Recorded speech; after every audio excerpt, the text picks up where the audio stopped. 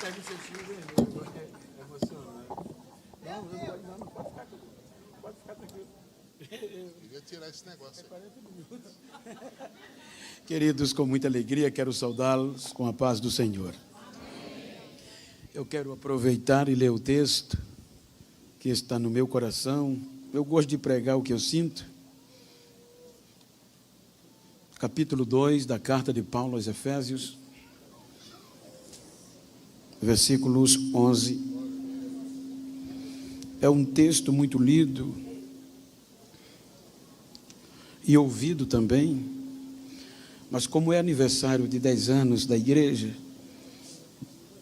o meu propósito é falar do nosso privilégio de ter entrado no projeto original. Versículo 11 e 12, durante a pregação nós vamos precisar da vossa participação, obviamente lendo Bíblia, e eu vou ler para nós lermos em uma só versão. Portanto, lembrai-vos de que vós, noutro tempo, erais gentios na carne, e chamados incircuncisão pelos que na carne se chamam circuncisão, feito pela mão dos homens. Que naquele tempo estavais sem Cristo, separados da comunidade de Israel, e estranhos aos concertos da promessa, não tendo esperança e sem Deus no mundo.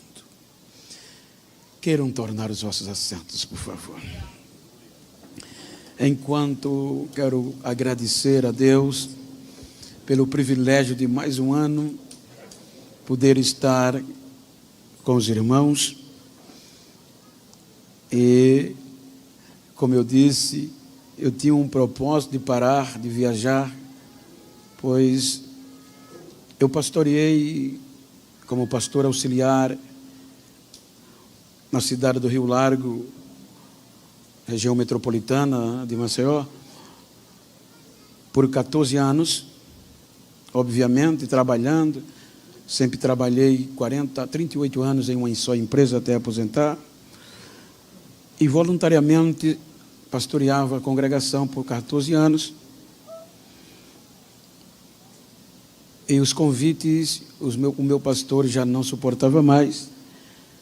Em 2013 me chamou, hoje eu ainda continuo sendo o co-pastor do campo, pastor Arnóbio Tavares, meu pastor, e obviamente meu pastor presidente José Orisvaldo Nunes, reverendo.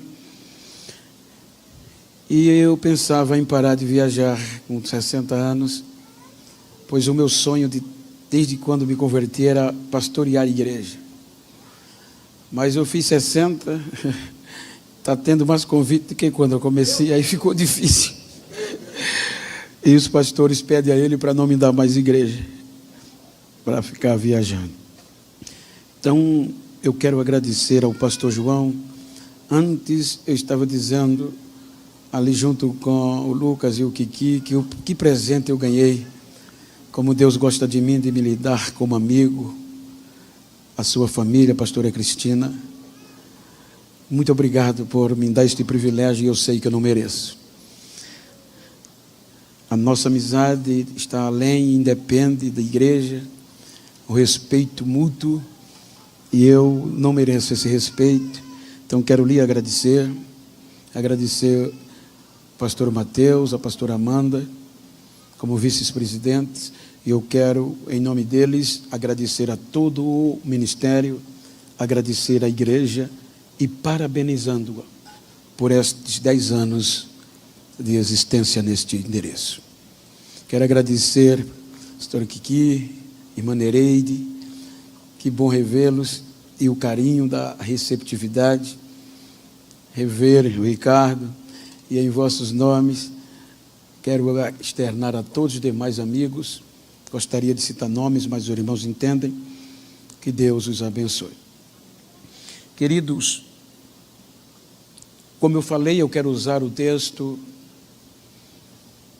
para celebrarmos a loucura de Deus em acreditar em nós.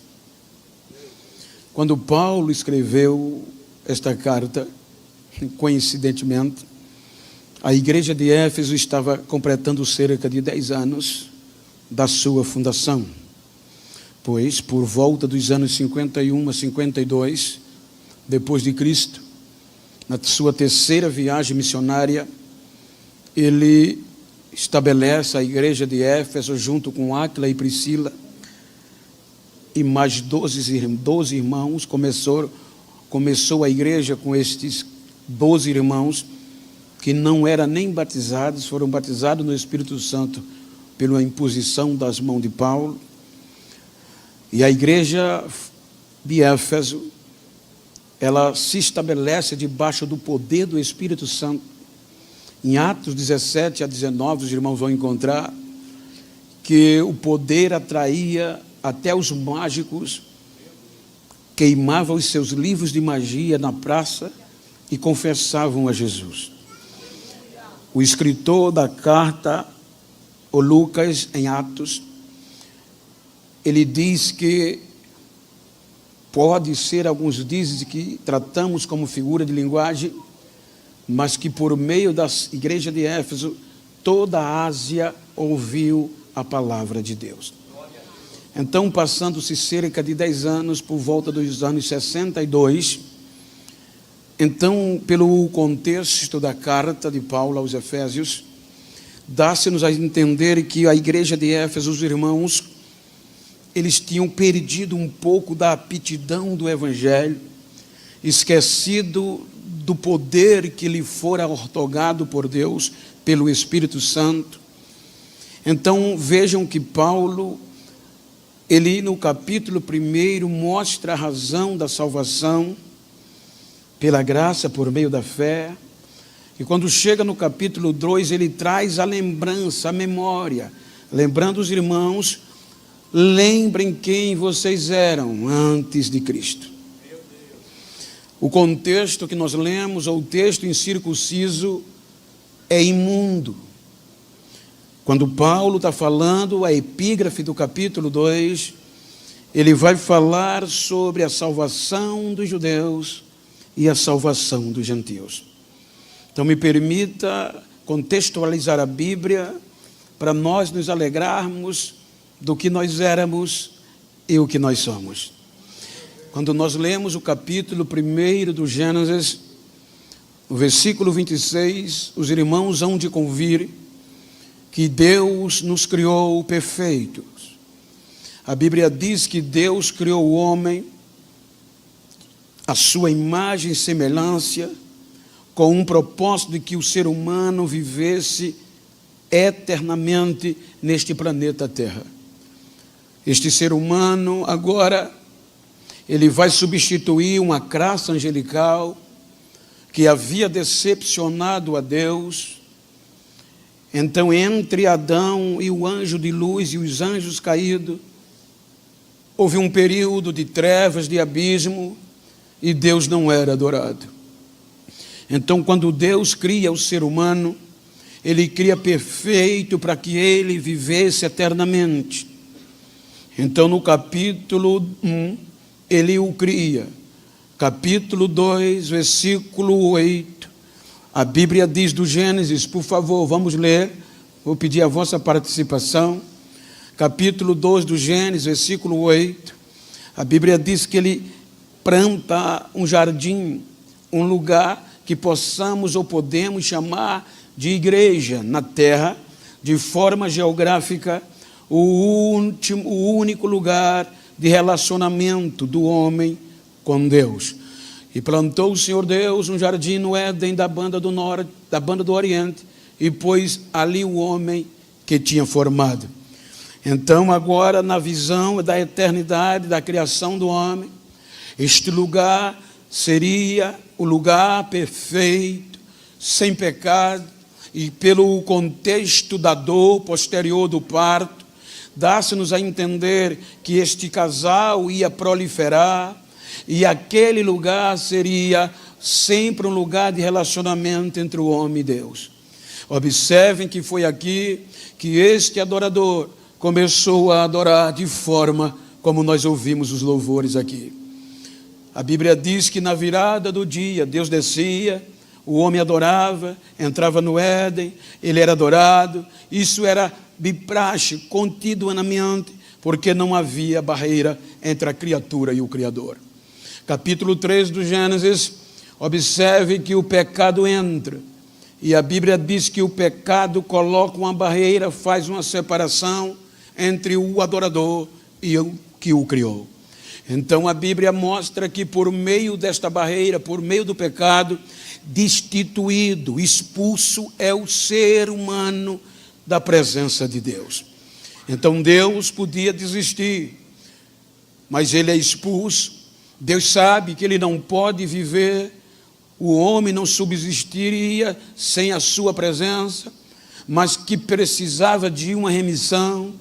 Ele coloca uma espada de fogo, uma espada que andava guardando o jardim, como também os querubins. Capítulo 4 do Gênesis, este ser humano vai vivenciar a consequência do erro.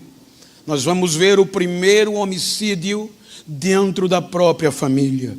O pecado esfacela a família de Adão, um morto e o outro fugitivo. Então, veja o mal que o pecado vem. Capítulo 5 do Gênesis, a Bíblia mostra que o homem agora, de uma forma da genealogia de Sete, ele mostra a sequência. Capítulo 6 do Gênesis, vem o pesar no coração de Deus. A degradação geral do ser humano. A Bíblia mostra que já não eram só dois, mas uma geração.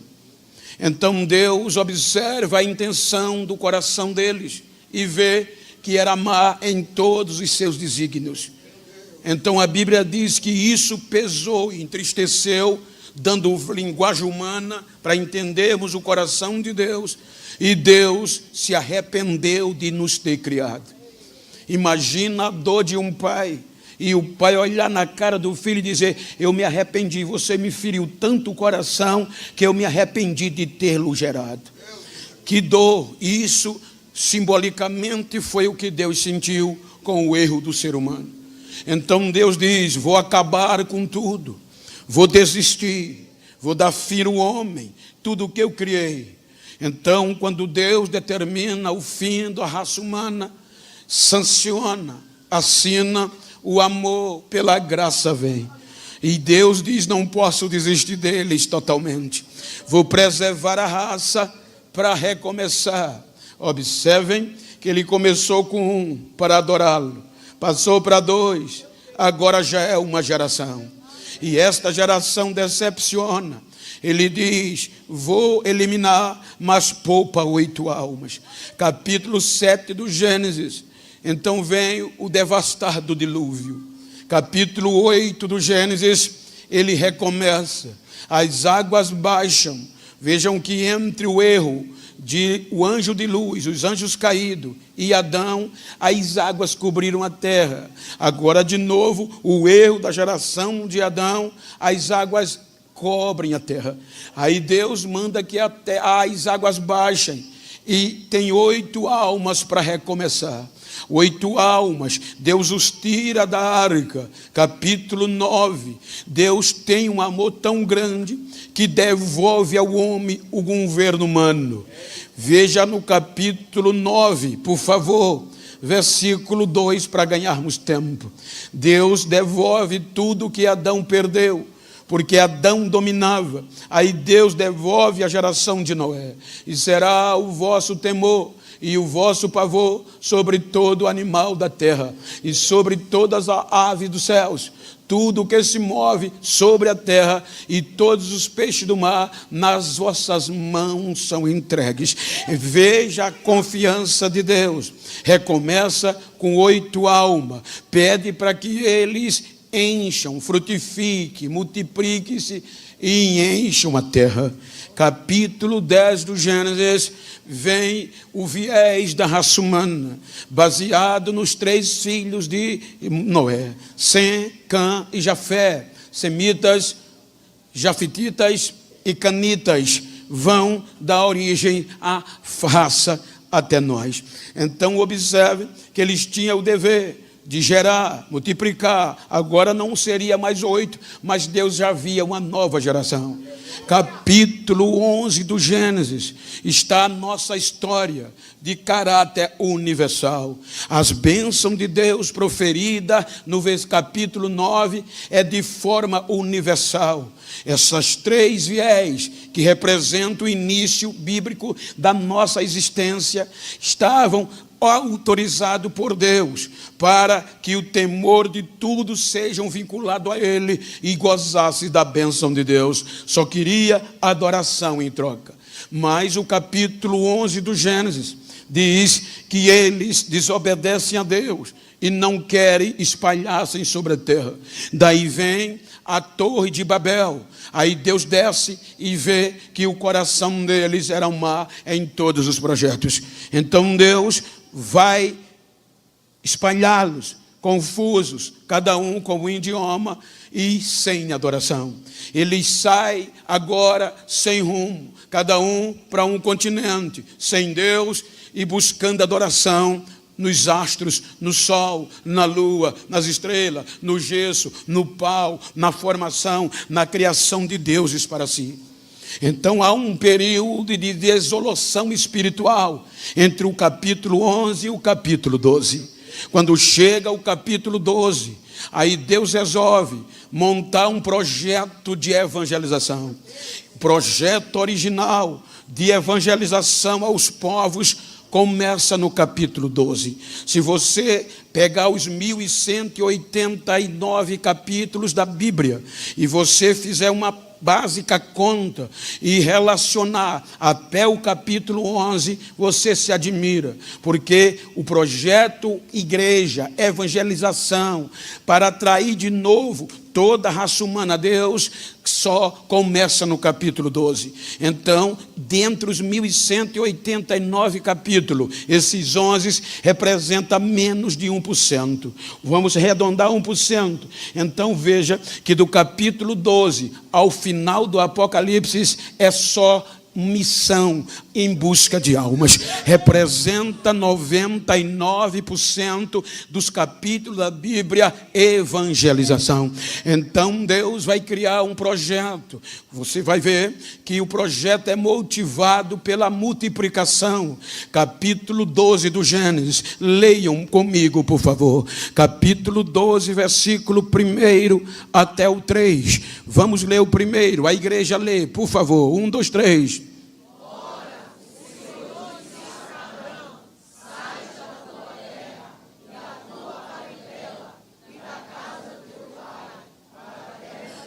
Segura aí por um instante, volta para um ponto final. Observem que a visão de Deus é transcultural. Sai da tua terra para uma terra. Por qual era o objetivo? Aí Deus vai ver a necessidade de Abraão. No versículo 2 é motivacional. Ele vai dar a Abraão, que não tinha filho. Sua mulher, na patologia, não tinha condição de ter filho. Então, versículo 2, ele diz: far-te-ei uma grande nação, e abençoar-te-ei, e engrandecerei o teu nome, e tu serás uma bênção.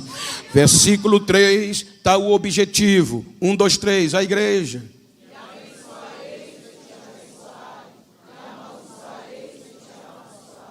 E em ti. Então este era o projeto de Deus. Agora é aqui que há separação entre judeus, que conhecidos também a partir daqui do começo como hebreu, porque vem de Éber, e de Éber do outro lado do rio, então eram conhecidos como hebreus. Então há uma diferença. Observem que todos os demais, tanto que vieram até aqui, que não fossem da genealogia de Abraão, vão serem tratados como, na visão humana, descartados. Observem que, obviamente, por meio da lei, aonde a gente vai chegar, nós vamos ser tratados de imundo.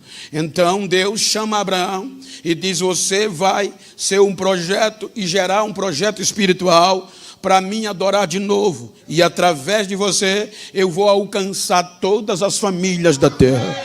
projeto original. Aí Deus vem, capítulo 15, versículo 13. Aí quando Deus está em um diálogo de dúvida de Abraão, ele não querendo acreditar no projeto, porque já eram 10 anos e ele estava sem filho. Capítulo 15 de Gênesis, versículo 13, Deus diz que a tua descendência será peregrina. Olha, então disse o Senhor a Abraão: saiba de certo que a tua descendência será peregrina, tua semente, em uma terra que não é sua, servi-lo-á e afringi-lo-ão 400 anos. Vejam que Deus já vê o projeto desenvolvido. Aqui só era um homem com uma mulher estéril, com o útero fechado, falido. Aí Deus já vê lá na frente que a tua descendência. Então vem o capítulo 40, versículo 26 do Gênesis. Observem que agora o projeto já vai começar a descer para o Egito, para cumprir a visão de Deus. Gênesis 46, 26. Vejam como começou. Deus recomeçou com 8. Esses 8 geraram e decepcionaram. Aí Deus recomeça o projeto com 1. Agora todas as almas que do original do projeto, que vieram com Jacó ao Egito, que descenderam-lhe, foram as mulheres dos filhos de Jacó. Todas foram 66 almas. Versículo 27. Aí ele resume com Efraim, Manassés, José e Jacó. Por isso que o versículo 27 diz que todas as almas que agora descem para o Egito, do projeto igreja, literalmente falando, são 70 almas. Observem que essas 70 almas vão desabrochar no Egito. No Egito eles vão crescendo, mas como escravos, e Deus de olho no projeto. 430 anos se passam. Diga para quem está ao seu lado: não tenha pressa, porque Deus é paciente. 430 anos, ele deixa o projeto na ótica humana desaparecer, se tornar escravo. Então aqui diz alguns estudiosos, inclusive aprendi com o meu pastor, que o projeto já continha 3.600.000 pessoas. Tudo de um projeto que começou com um só Abraão. Então Deus pega Moisés e vai tirar o projeto de evangelização para pôr no meio da terra, no Mediterrâneo. Vejam que é por isso que em todo o Velho Testamento você vai ver quando Deus se relaciona com Israel, produtividade, para produzir, ele usa uma árvore chamada oliveira. A oliveira, ela é terrível. Se você planta no seco, ela dá fruto. Se planta no molhado, ela dá fruto.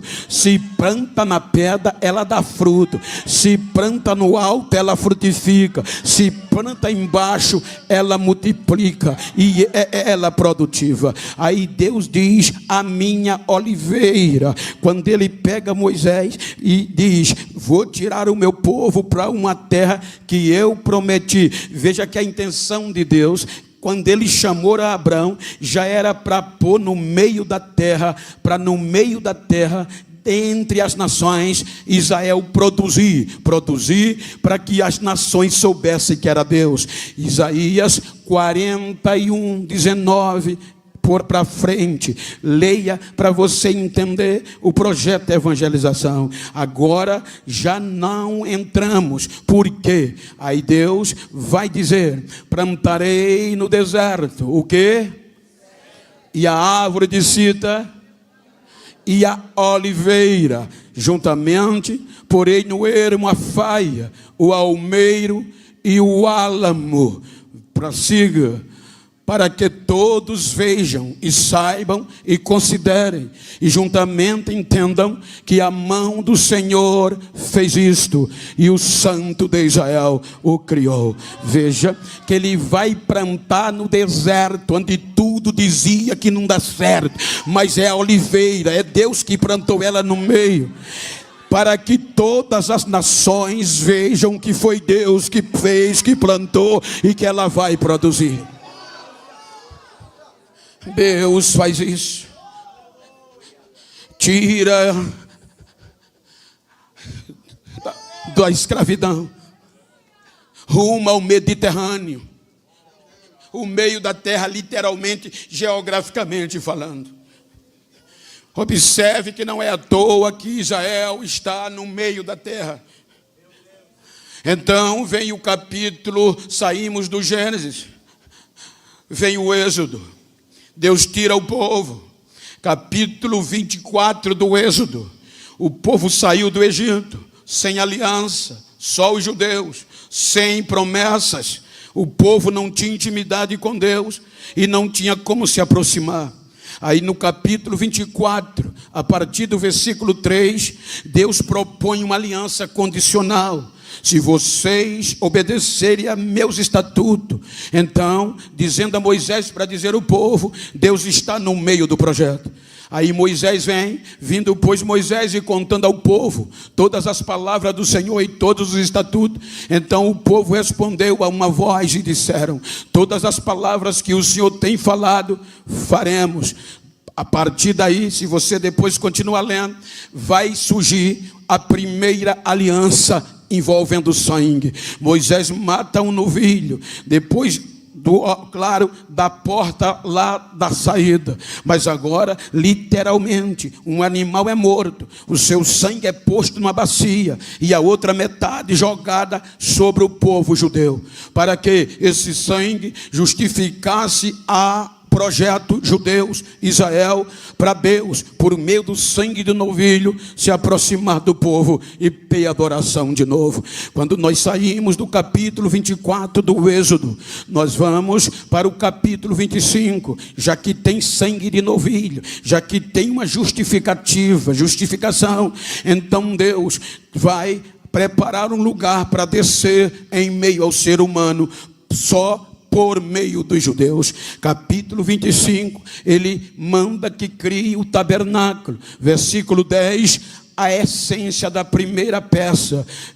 25, 10 do Êxodo, está escrito: a arca, também farão uma arca de madeira de cetim. E aí vocês sabem que a arca vai conter todo o processo para representar a presença de Deus no meio do projeto. Porque o projeto tinha milhões de pessoas, mas se não tiver a presença de Deus, é só mais um monte de gente. É a presença de Deus que faz a diferença.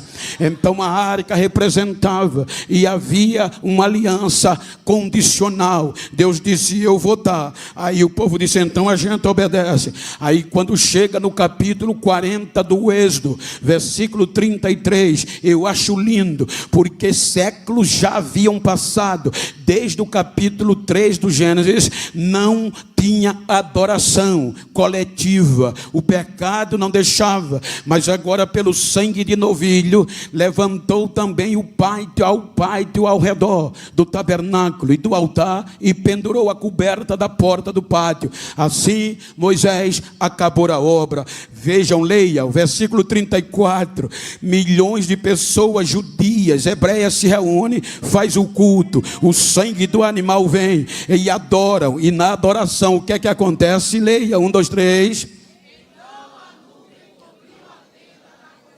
E a glória do Senhor foi tão poderoso que o pastor presidente não conseguiu entrar. Versículo 35, por favor, leia, 1, 2, 3.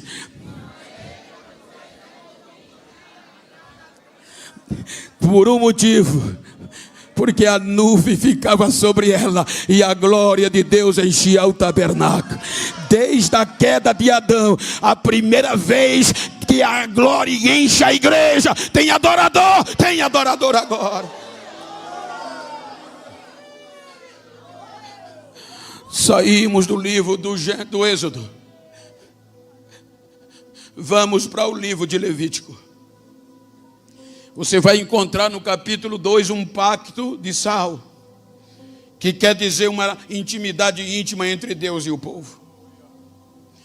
No livro de Levítico, capítulo 19, você vai ver Deus dando aos judeus leis morais, leis sociais e culturais.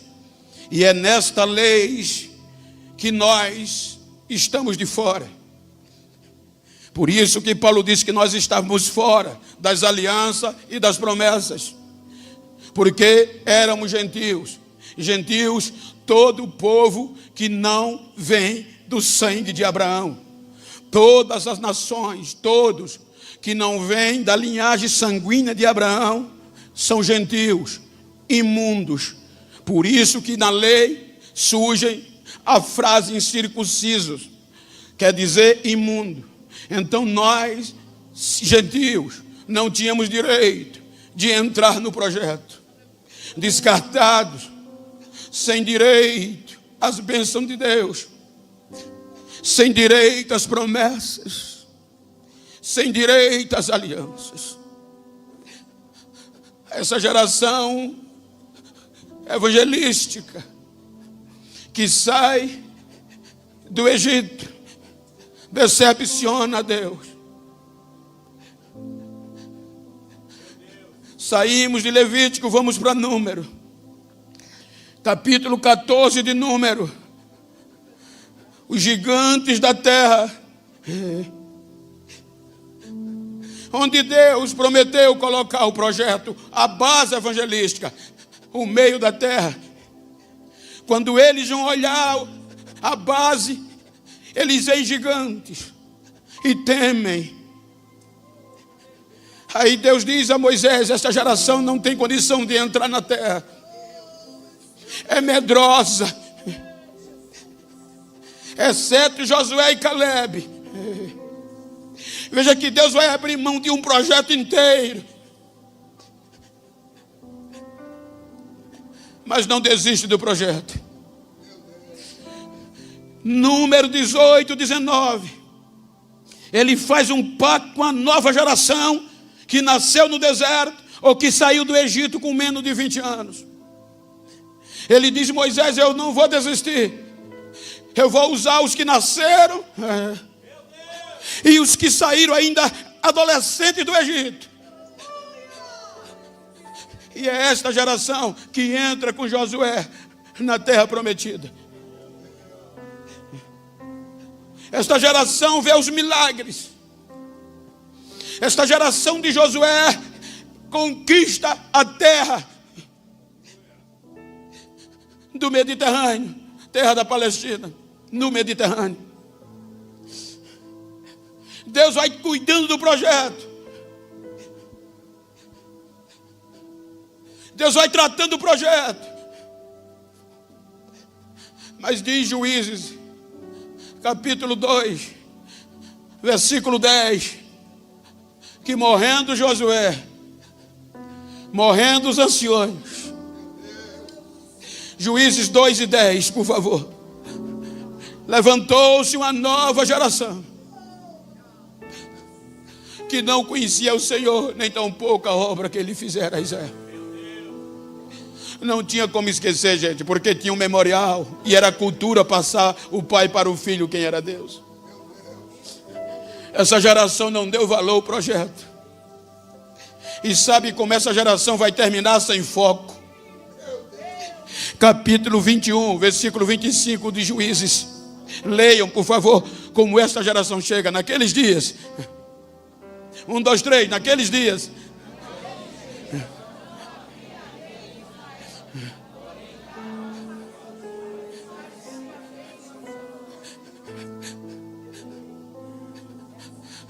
E sabe o que é que acontece com o projeto? 1 Samuel, capítulo 4, versículo 21 e 22. A vergonha vem. 1, 2, 3.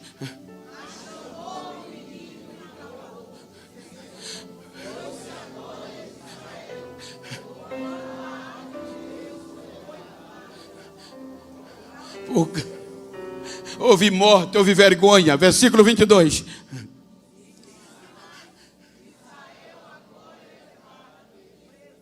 Pois é tomada a arca de Deus. O projeto estava, mas a presença é tirada.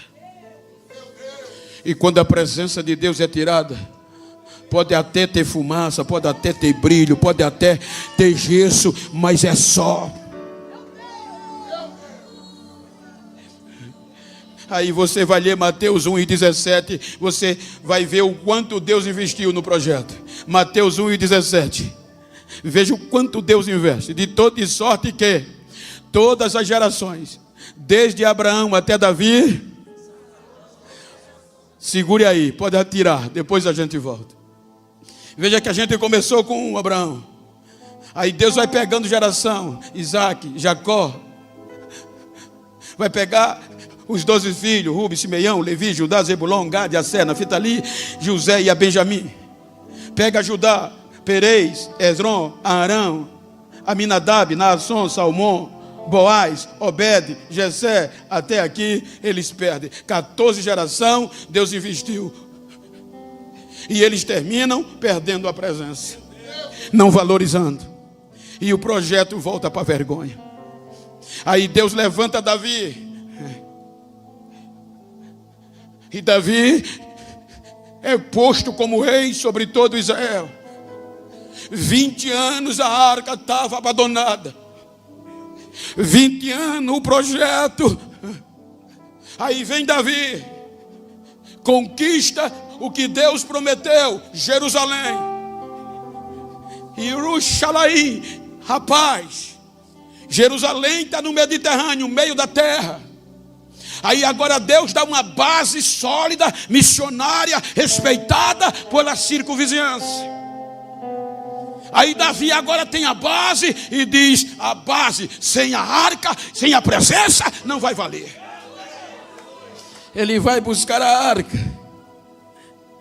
A arca está debaixo da lona. Ele diz: não durmo direito. Eu morando num palácio, a arca de Deus em lona. Aí Deus diz: não, o projeto você não vai concluir, mas o teu filho vai. Aí Deus investe em mais 14 gerações. Aí vem Salomão. Salomão constrói o templo. Aí quando Salomão constrói o templo, no meio da terra, a oliveira está plantada aonde Deus queria. Aí Deus vem, segundo as Crônicas 7:16. Leiam, por favor. Aí o que é que Deus diz? Para quê? E nela estarão fixos e o meu coração. Agora Deus está morando no meio do projeto.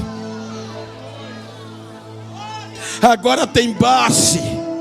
Agora tem um lugar específico de adoração. E Deus diz: eu vou estar aqui todos os dias, perpetualmente. Não vou largar o projeto.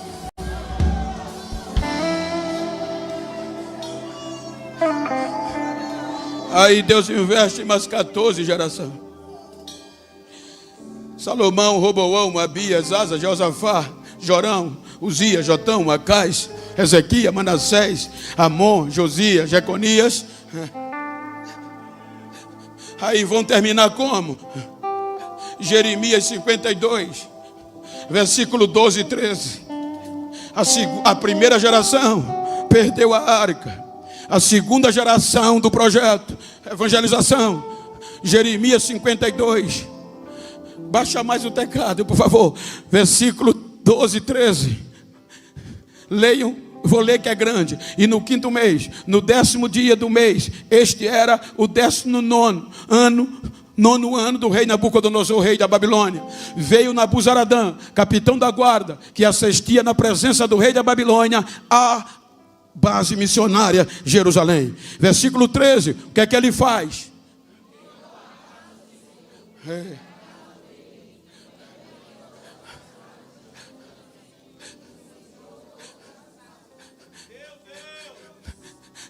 Incendiou o projeto e a base.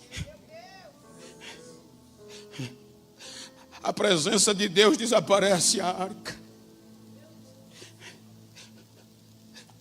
E o projeto que já tinha atraído muitas nações, por isso que você vê muito na Bíblia, só o Senhor é Deus. Agora vai voltar para a escravidão.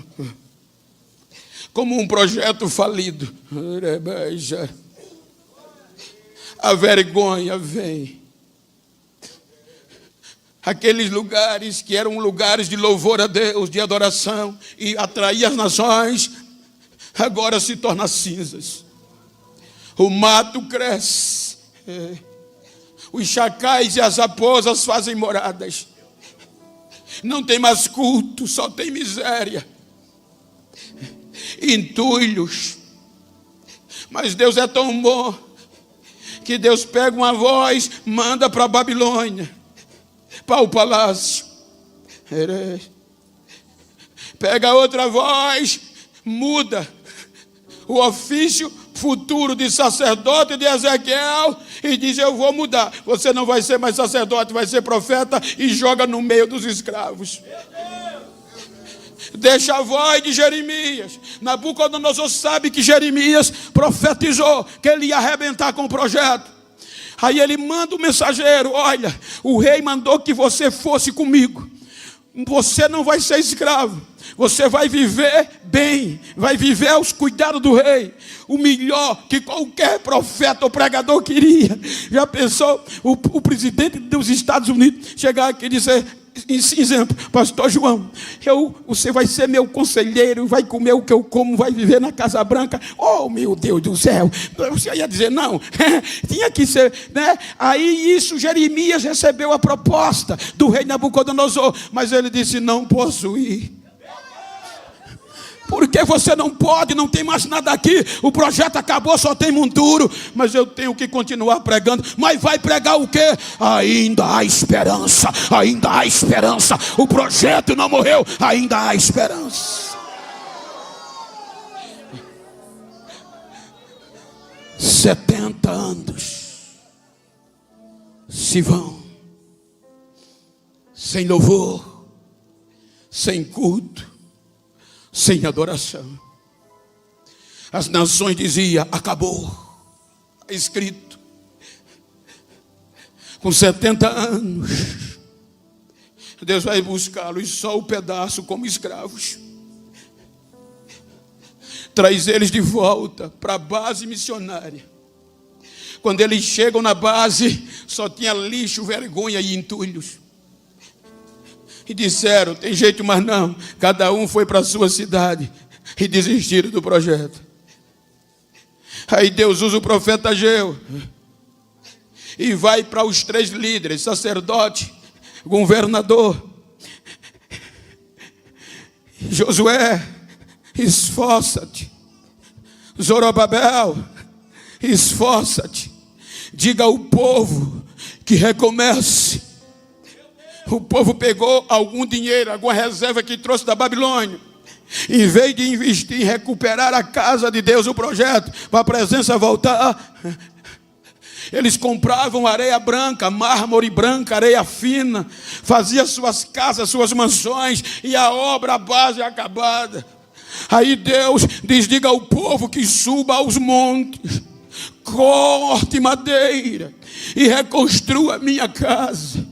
Eles estão gastando com as suas casas apaineladas e a minha obra está abandonada. Diga a eles que eu fiz uma aliança quando eu os tirei da casa do Egito e eles invalidaram, mas eu prometi e coloquei o meu espírito no projeto, e por causa do meu espírito no meio de vós, eu vou estremecer as nações. Eu vou estremecer, porque meu é a prata, meu é o ouro, e eu vou fazer tudo de novo, e a glória da segunda casa vai ser maior do que quando era. Aí Deus vai investir em mais 14 gerações. Aí Mateus capítulo 1 diz: depois do cativeiro da Babilônia, Salatiel gerou a Zorobabel, Zorobabel a Abiúda, Abiúda Eliaquim, Eliaquim a Azol, Azol a Zadok. Zadok gerou Aquim, Aquim a Eliúde, Eliúde a Matã, Matã a Eleazar, Eleazar a Jacó, e Jacó a José, que foi marido de Maria. A corrupção vem. É o período que Herodes constrói o templo, reforma, e quem via saltava os olhos. Ouro, glamour, Mas a corrupção entrou. E a corrupção entrando, tinha templo bonito, restaurado, tinha sangue de novilho, tinha ofertas grandes, tinha ouro, tinha prata, mas não tinha mais a palavra. A presença de Deus não tinha mais lugar. Mas a Bíblia diz que tinha um velhinho crente. É isso que eu sempre tenho esperança. No meio da crise, sempre sobra remanescentes. Aí aquele velhinho com direito às promessas era judeu. E ele orava: Senhor, não deixa eu morrer sem ver a tua presença voltar de novo para cá. Aí no meio da crise, aí Lucas registra, Lucas capítulo 1, versículo 30 a 33. Leiamos Lucas 1. Aí o anjo vai em Nazaré e diz o que a Maria? Não tenha medo. Por quê? Vamos ler, gente, é uma só versão. 1, 2, 3, com força. 1, 2, 3. Maria, porque achaste graça diante de Deus. Versículo 31. E eis que em teu ventre e darás à luz um filho, e pôr-lhe-ás o nome de Jesus. E este será grande, e será chamado Filho do Altíssimo. E o Senhor Deus lhe dará o trono de Davi seu pai, e ele reinará eternamente na casa de Jacó, e o seu reino não terá fim, não terá fim. Ele nasce 8 dias, é circuncidado. Depois da purificação da mãe, ela vai levar ele ao templo para ser apresentado. A profecia de Ageu vai cumprir, hein? A arca vai voltar. A arca começou no tabernáculo, foi para o templo, destruíram os dois. Mas agora tem um templo de Herodes glorioso e a arca está voltando. E agora já não é mais a arca de madeira, é a original. Quando ela entra, ninguém dá valor. Aí o Espírito Santo vai no crente velho e diz: vai no culto hoje. Quando ele vê o menino, ele é impactado, levanta para o alto e começa a gritar no meio do templo: ó Senhor, posso morrer, agora pode me levar, os meus olhos já viram a tua salvação, a glória de Israel e uma luz para os gentios. Deus investiu o melhor no projeto, seu próprio filho. Aí vem João, capítulo 1, versículo 11. Ele veio para os que eram seus, mas fala com vida. Ele veio para os que eram seus.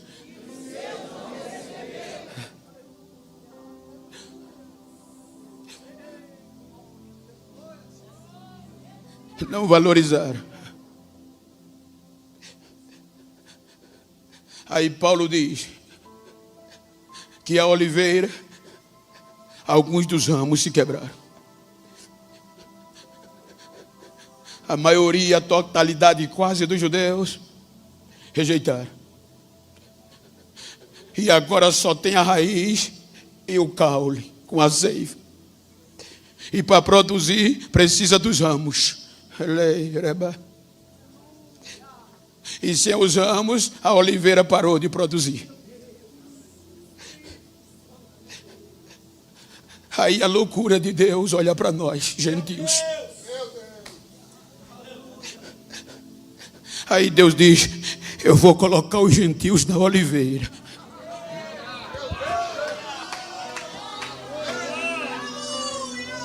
Aí a natureza diz: são imundos. Porque a oliveira, ela era tão produtiva que ela era plantada, é cultivada, era podada para produzir mais, mas os ramos se quebraram. Aí Deus disse: vou pegar o zambujeiro. E o zambujeiro, ninguém planta, ele cresce pela força da natureza. Ninguém poda, as suas folhas são grandes. Os frutos, quando nascem, são pequenos, não tem azeite. Aí quando Deus disse, por isso que Paulo faz alegoria: Israel, os ramos da oliveira, e nós, zambujeiro, imundos, sem frutos. É aqui que Paulo diz que a loucura de Deus é mais sábia do que a sabedoria dos homens, porque ele escolheu quem não era para confundir quem pensava que era. Eu trabalhei muitos anos com agricultura. E se eu tenho um pé de árvore aqui produtivo, e por algum motivo ele parou de produzir, caiu os ramos. Então eu, sendo um agricultor inteligente, jamais eu pego uma árvore, mesmo que seja do mesmo nome, mas que não produza. Porque não tem como. É aqui que a natureza diz: eles não têm frutos, são imundos. E a natureza é que rege tudo. Então eu, sendo um agricultor inteligente, jamais eu pego uma árvore que não produz, porque o enxerto não é para produzir, porque já tem quem produza. Você sabe que o projeto Israel era para produzir? O enxerto é feito para reproduzir e multiplicar. Então, para um projeto multiplicar, reproduzir e multiplicar, tem que ser mais produtivo do que a que produzia. Aí agora ele diz: eu vou pegar o zambujeiro e vou enxertar na oliveira verdadeira. Aí a natureza diz não, ele diz: eu vou. Romanos 11:17. Leio. Veja que a natureza disse: não vai dar certo. E se alguns dos ramos foram quebrados, ele está falando para os gentios. A igreja de Roma era gentia, e Paulo é apóstolo de gentios. E tu, sendo zambujeiro, foste enxertado em lugar deles e feito participante da raiz e da seiva da oliveira. Contra a natureza. Versículo 24. Versículo 24. Porque se tu foste cortado do natural zambujeiro, diga para quem está ao seu lado: da natureza, tu era tão ruim que nem a natureza acreditava em você.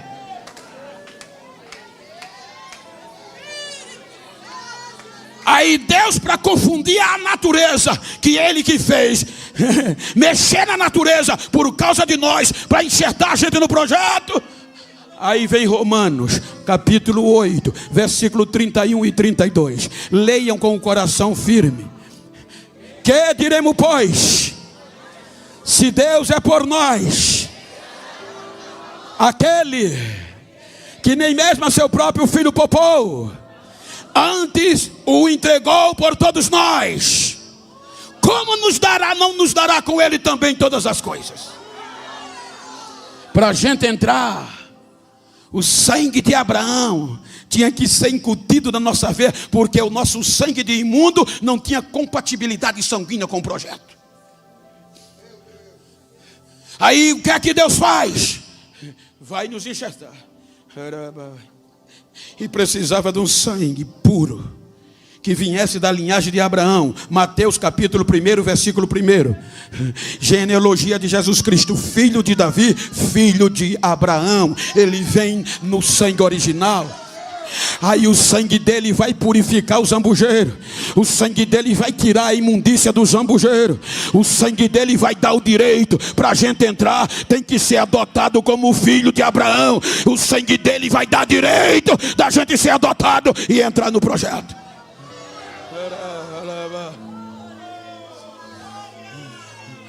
Ele vai à cruz.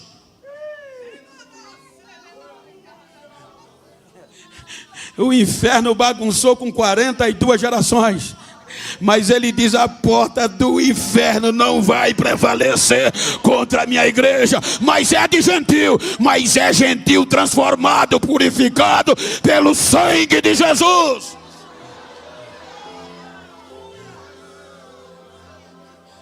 No alto da cruz está consumado, Pai. a dívida deles estão paga. Aí o que é que Deus faz? Romanos 11, 25. Isso tudo é Paulo dizendo aos gentios de Roma. Romanos 11, 25. Ele diz: irmãos, porque não quero que vocês sejam ignorantes ou ignorem o segredo, para que não presumais de vós mesmos, que o endurecimento veio em parte a Israel, até que a plenitude dos gentios haja entrado. Alguns estudiosos dizem que isso quer dizer que enquanto Cristo não vir, a vez é nossa. Ele endureceu o coração dos judeus. Agora nós éramos estrangeiros, forasteiros, escravos, sem direito às alianças. Aí olha o que aconteceu. É aqui que não é à toa você celebrar 10 anos de existência de esta igreja está pregando o evangelho. Efésios 2. São gentios que vão ouvir, mas purificado. Efésios 2, 8. Vocês conhecem de cor. Paulo diz que é pela graça, por meio da fé. E isso não vem de vós. Foi um presente que Deus nos deu. A gente não merecia. Aí vamos para o versículo 11, de onde nós lemos. E o versículo 12. Portanto, olha o que Deus faz. Ele vai unir os gentios com os judeus. Por isso que no capítulo 11 Paulo diz que os judeus se tornaram inimigos do evangelho por causa da gente. Aí agora, portanto, lembrai-vos que vós, no outro tempo, eram gentios, na carne, chamados imundo, pelos que na carne se chamavam purificados pela circuncisão, feito pela mão dos homens, os judeus, que naquele tempo, nós, estávamos sem Cristo, separados da comunidade de Israel, e estranho aos concertos da promessa, não tendo esperança e sem Deus no mundo. Versículo 13, mas, e enche o peito, mas agora, vós que antes estavam longe, já pelo sangue de Cristo chegaram perto. Vocês não tinham direito, mas o sangue deu direito. Versículo 14, vamos lendo até o 19. Porque ele é a nossa paz, o qual de ambos os povos fez um, e derrubando a parede da separação que estava no meio. Que é que ele faz? E na carne desfez a inimizade, isto é, a lei dos mandamentos, que consistia em ordenância, para criar em si mesmo um projeto só, dos dois um novo homem ele fez, fazendo a paz. Versículo 16, e pela cruz reconciliar ambos com Deus, um corpo, matando com ela as inimizades. 17, vindo ele, evangelizou a paz, os que estavam longe e os que estavam perto. E agora, por quê? Porque por ele, ambos, tanto judeu como gentil, temos acesso ao Pai em um mesmo Espírito. Versículo 19, sendo assim, que já não sois estrangeiro nem forasteiro, mas agora vocês são concidadãos dos santos, da família de Deus. Agora eu faço parte da família, agora eu faço parte da família do projeto. Os judeus chamavam a gente de escravos.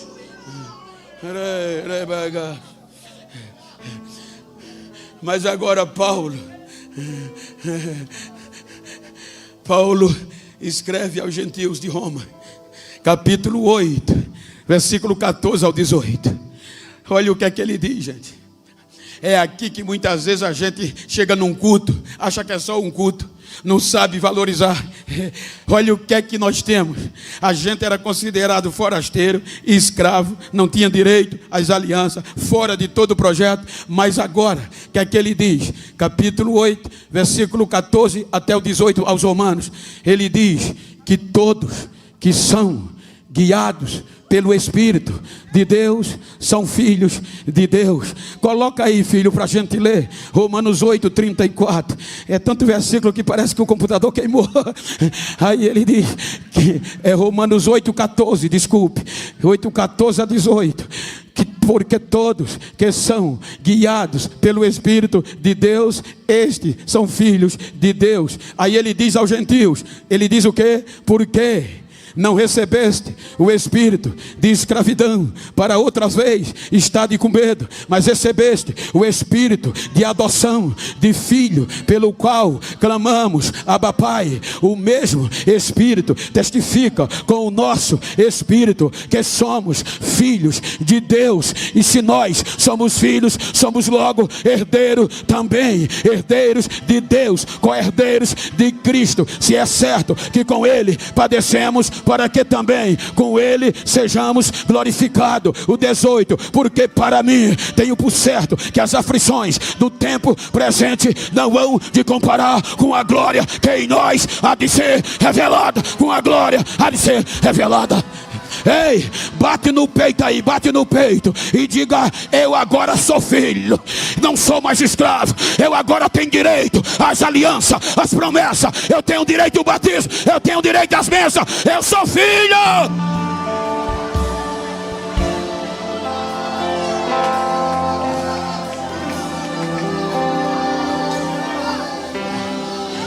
Romanos 8. O pecado separou 42 gerações de Deus. Aí Paulo diz para nós, Romanos 8:35, por diante: quem nos separará do amor de Deus? Ou do amor de Cristo? A tribulação, a angústia, a perseguição, a fome, a nudez, o perigo ou a espada? Como está escrito: por amor de ti somos entregues à morte todo dia. Fomos reputados como ovelha para o matadouro, mas em todas essas coisas somos mais que vencedores por aquele que nos amou. Segura aí, segura aí.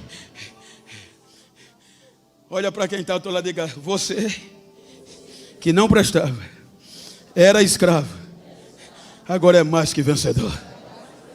Eu aprendi com o professor Jorge o que é mais que vencedor. Vou dar um exemplo.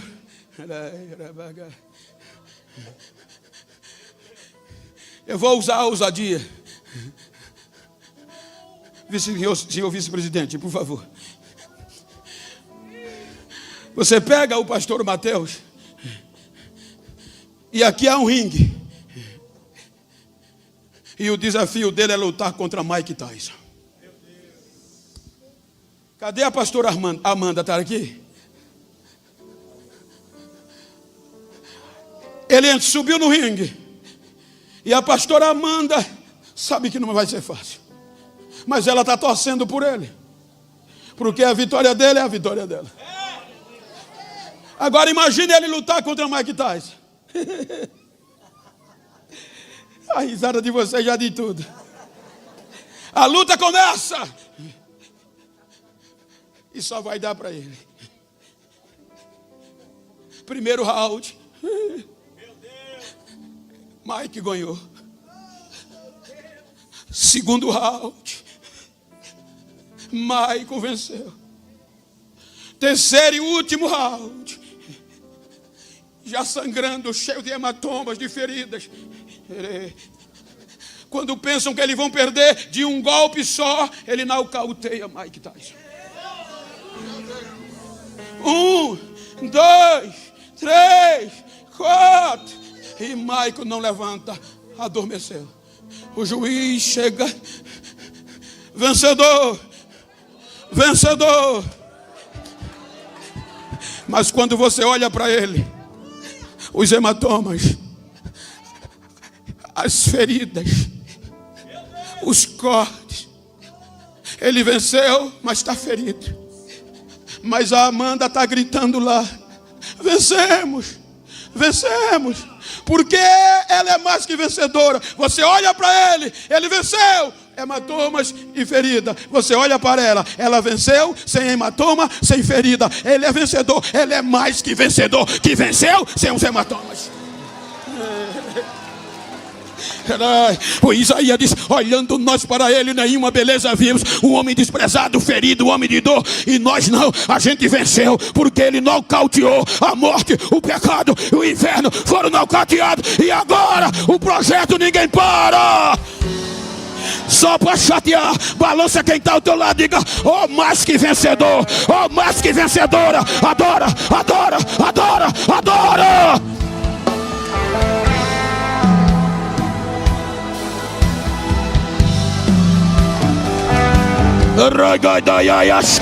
Não pode parar, não pode parar.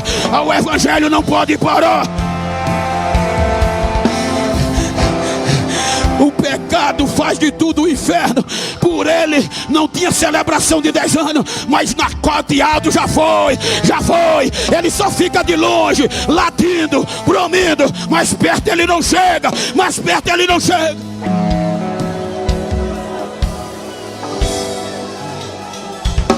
Fique de pé por bondade.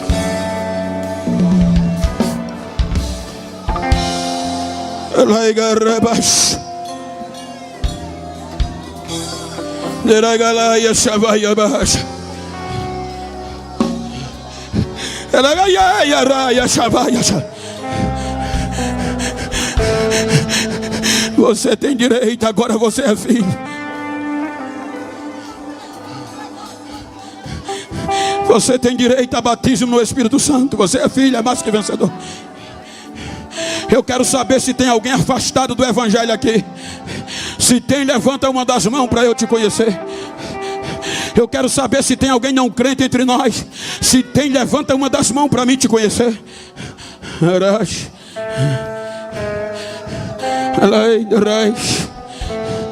Então eu quero acreditar que todos são crentes. Então se é crente, vira para quem está ao teu lado. Se for íntimo do mesmo sexo, vira para ele aí. Olha para mim não, olha para ele. Me ajuda aqui, pastor João, com todo respeito, mas a nossa amizade me dá esse direito. Olha para ele como eu estou assim, olhando para o pastor João. Se assim for possível, eu gosto de terminar pregando com a igreja.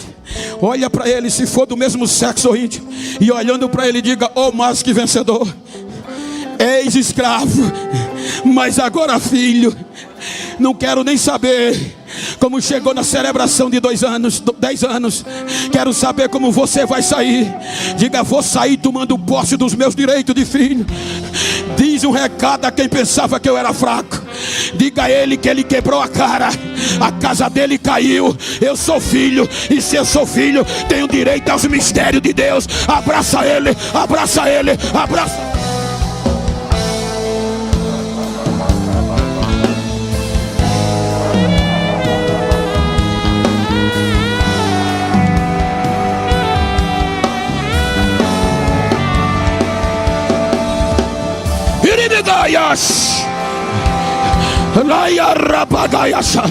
Recebam a apoteose que está aqui. Recebam o renovo que está aqui. Recebam variedade de língua. Sejam renovados. Recebam os mistérios. Recebam, recebam. Quem tem línguas estranhas, deixa eu ouvir. Quem não tem, recebe agora. Recebe agora. Recebe agora. Recebe agora.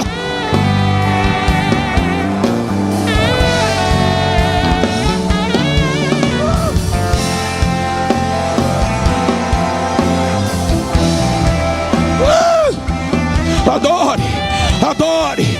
Ninguém mais impede. Não há mais proibição. Agora somos filhos. Agora temos direito. Vamos adorar. Deixa eu ouvir o barulho. Deixa eu ouvir o barulho de línguas estranhas. Deixa eu ouvir o barulho de adoradores. É você e Deus. Adora Ele. Reage, reage. Agradeça a Ele. Diz alguma coisa a Ele. Recebe batismo do Espírito Santo agora. Recebe variedade de língua agora. Recebe dom de profecia. Corre, pula, adora. Reage, reage, reage, reage. É filho, é filho.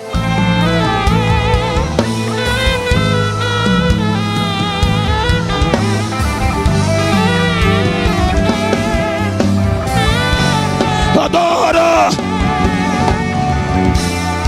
Adora. Adora.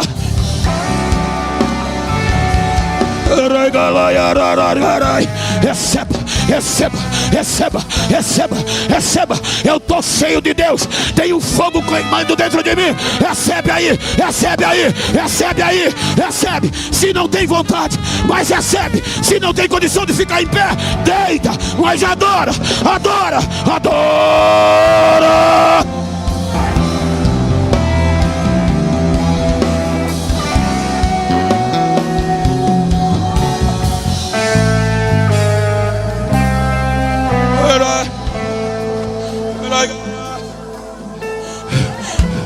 A casa já está pronta. Me batiza com fogo. Reacenda a chama, Jesus. São 10 anos. Dá um presente. Batiza no Espírito Santo quem não é. Renova quem está frio. Dá variedade de língua. Esta é a noite propícia. É a noite de celebração. Recebe batismo. Recebe milagre. Recebe profecia. Recebe dons espirituais. Mas reage. Mas reage. Aqui é Pentecostes. Aqui é a igreja pentecostal. Aqui não é cemitério. Vai. Faz barulho. Faz barulho.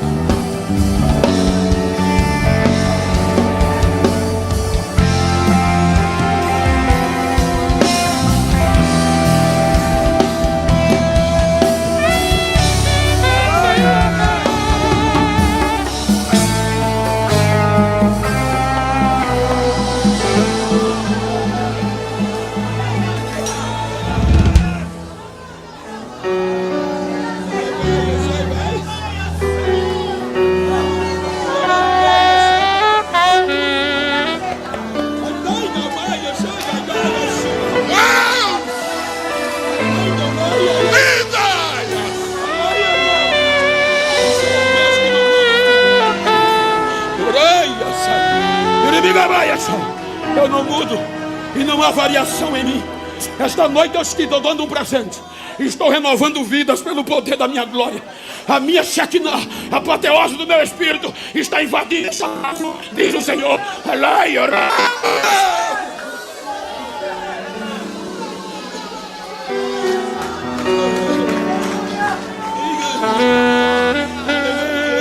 Quando ele caminhava pelas ruas de Jerusalém, os milagres aconteciam e o povo dizia amém. Hoje não é diferente. Nosso Deus vai operar, o Deus do passado e do presente já chegou nesse lugar.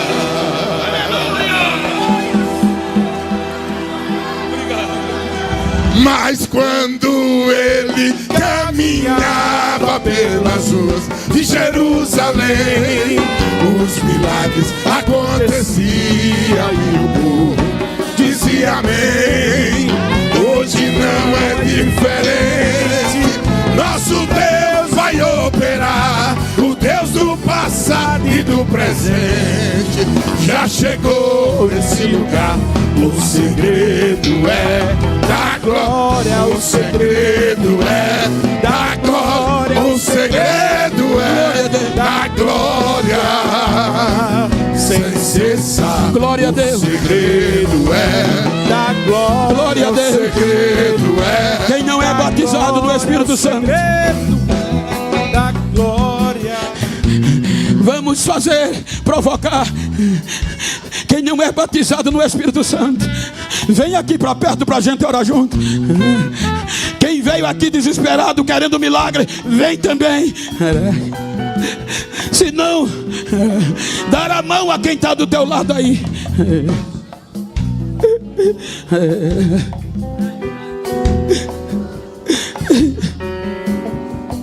Meu Deus. Você sentiu o peso que é sobre os nossos ombros. 42 gerações não valorizaram. Uma perdeu, a outra perdeu, a outra não valorizou. Aí ele entregou a nós o que nenhuma delas tiveram. Ela de madeira revestida de ouro por dentro e por fora, mas a nós estavam todos reunidos. Começou com 120. Hoje já são mais de 2 bilhões, quase 3 bilhões na igreja de Jesus pregando este evangelho. Então fecha o corredor se você pode. Se você pode, tem intimidade, dar a mão quem está ao teu lado e profetiza para ele. Diga: são 10 anos de celebração. Somos filhos, não somos mais escravos, não temos mais medo, porque Deus não nos deu o espírito de medo, mas de coragem, de amor, para partir para cima.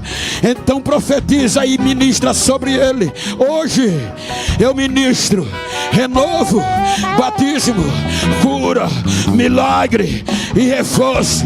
Então ora por ele.